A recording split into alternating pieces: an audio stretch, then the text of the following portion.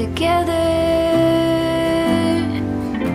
You could call it a vision or a tether.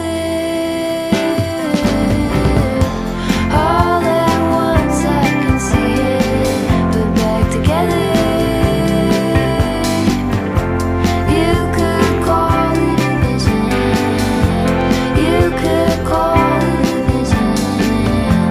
You could call it a vision.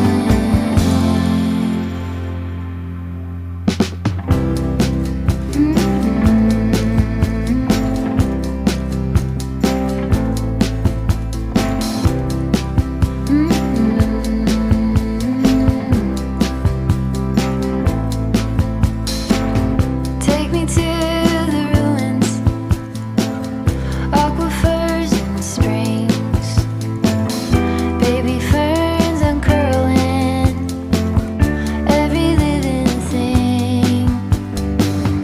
Be to me a mother, both hands on the wheel. Show me faded color, fields of chamomile. All at once in a dream, we are together. You could call it a vision or a tether.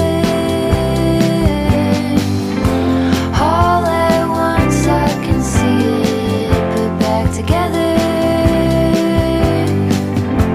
You could call it a vision or a tether.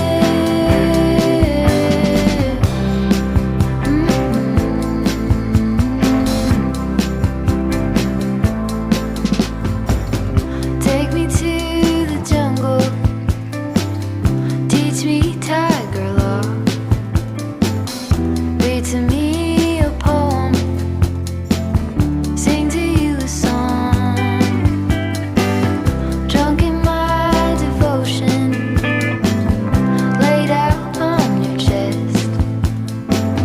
Student of abandon, with you I am blessed.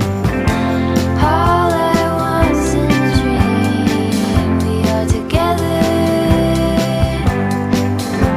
You could call it a vision or a tether.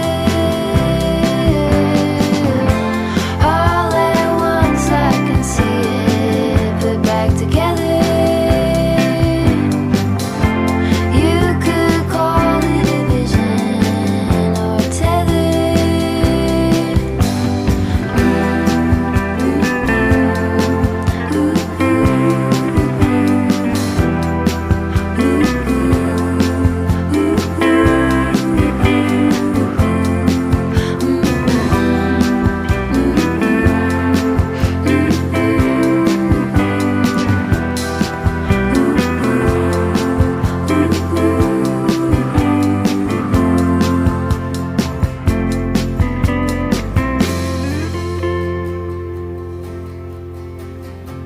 All at once in a dream, we are together.